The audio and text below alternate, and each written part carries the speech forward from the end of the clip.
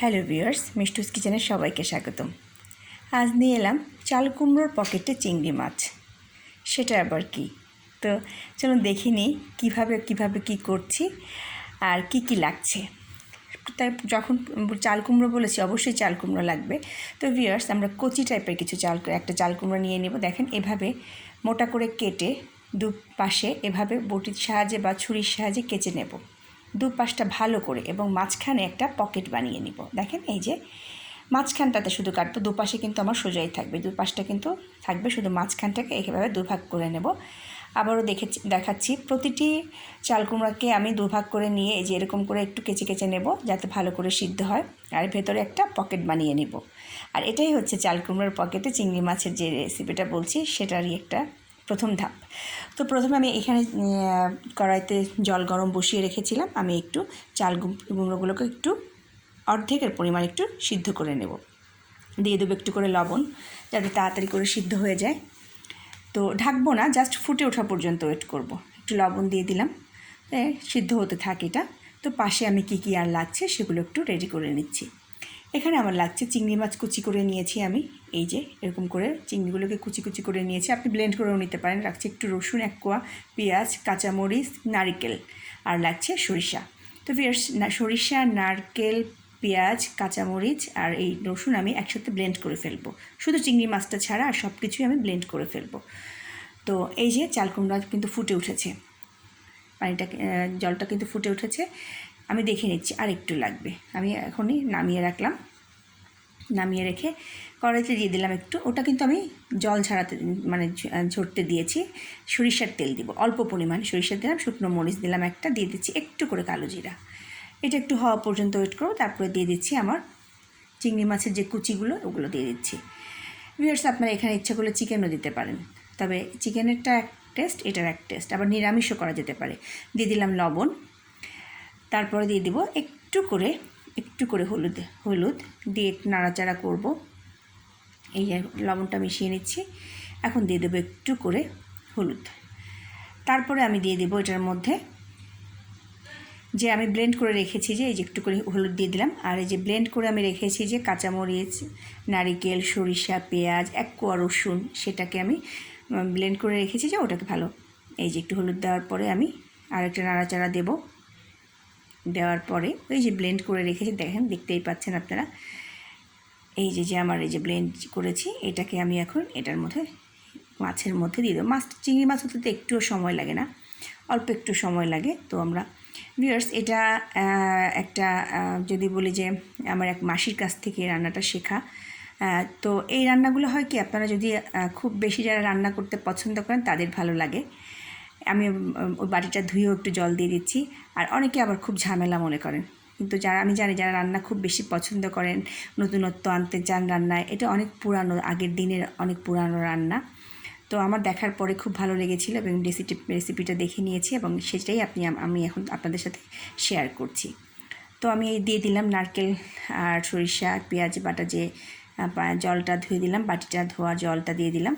আর কোনো জল অ্যাড করবো না। আর তেলের পরিমাণটা কম দিতে হবে, কারণ এটা যেন তেলটা বেশি না থাকে। দিয়ে দিলাম। এখন একটু পরিমাণ মতো লবণটা আমি দেখব, তারপরে দিয়ে দেবো একটু করে চিনি আমি দেবো, কারণ চাল কুমড়াতে একটু চিনি আমরা ইউজ করি। এই যে একটু সরিষার তেলও অ্যাড করে দিলাম, দিয়ে ভালো করে একটু নাড়াচাড়া করব। নাড়াচাড়া করে জাস্ট জলটা শুকিয়ে আমি এরকম করে নেব, এভাবে করে নিয়ে পাশে নামিয়ে রাখবো। ভিউয়ার্স, আমি এখানে হাফ কাপের মতো, হাফ কাপের থেকে কম একটুখানি চাল ব্লেন্ড করে নিয়েছি। চালের গুঁড়া যেটা, তার সঙ্গে মিক্সড করছি আটা বা ময়দা, যেটা দিয়ে দিচ্ছি একটু লবণ, দিয়ে দিলাম একটু হলুদ, আর দিয়ে দেবো একটু মরিচের গুঁড়া। তারপর একটু করে 1 চিমটি করে একটু চিনিও আমি দিয়ে দেবো। এই যে একটু চিনি দিয়ে দিচ্ছি আমি, হাফ চা চামচের মতো চিনি দেবো, দিব একটু তেল। আর চালের গুঁড়োটা দিলে হয় কি, একটু বেশ মচমচা লাগে, তাই একটু চালের গুঁড়াটা চালটা ভিজিয়ে রেখেছিলাম, পোল আউট চাল, সেটাকে একটু ব্লেন্ড করে নিয়েছি, এবং সেই জলের মধ্যে কিন্তু এই যেটাকে আমি করলাম। আর এই ব্যাটারটা একটু ঘন হবে, বেশ ঘন হবে। দেখেন ব্যাটারটা একটু বেশ ঘন করে করতে হবে, এরকম করে ব্যাটারটাকে আমার তৈরি করে রাখতে হবে। পাশে এই যে আমার পুরটা বানানো হয়ে গেছে। এখন এই যে দেখেন, এই যে আমি চালগুলো কিন্তু ভালো করে সিদ্ধ করে নিয়েছি, 3 ভাগ সিদ্ধ করব, 1 ভাগ বাকি থাকবে। এভাবে চাপ দিয়ে আমি ঠান্ডা হলে জলগুলো সব বের করে নেব। আর এই যে পকেটটা কিন্তু হয়েই আছে, এখন পালা হচ্ছে প্রতিটা চাল কুমড়ার এই পকেটের মধ্যে চিংড়ি মাছগুলো ঢুকানো। চিংড়ি সহ যে আমার যে জিনিসগুলো আছে সবগুলো কিন্তু এখন আমি এই যে এটার ভেতরে ঢুকিয়ে দিচ্ছি।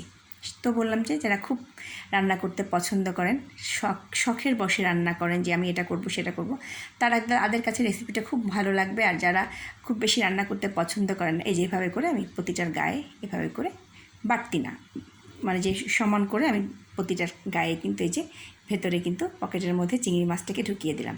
এখন এই ব্যাটারের মধ্যে আলতো করে চুবাতে হবে যাতে আমার চিংড়ি মাছগুলো বের হয়ে না যায়। এই যে উপরে চিংড়ি মাছটার উপর সাইজটা উপরে রাখতে হবে, এরকম করে একটু ঘন ব্যাটারে তেল আমি গরম করে রেখেছি, এই ডুবো তেলে আমার ভাজতে হবে।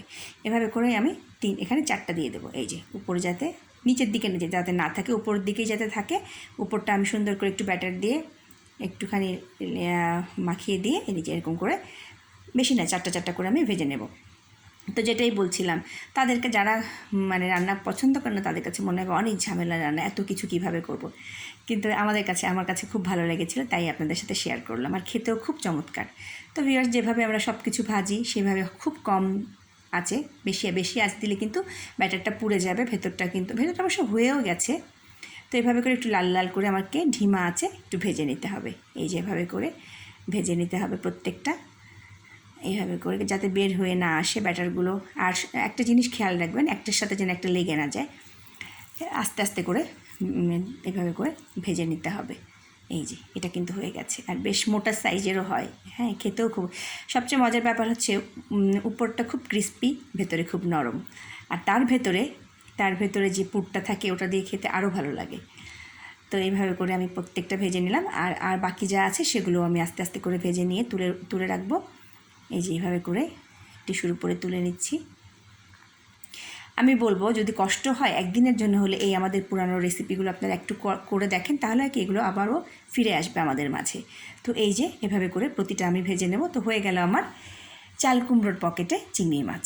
দেখেন ওটার উপরটা কিন্তু মানে দেওয়া আছে, যার কারণে বের হয়ে যায়নি কিছুই, খুব ভালো রয়ে গেছে। তো ভিউয়ার্স, সবাইকে বলবো একবার ট্রাই করবেন, ভালো লাগলে অবশ্যই আমাকে জানাবেন, কমেন্টস করবেন, লাইক করবেন, শেয়ার করবেন।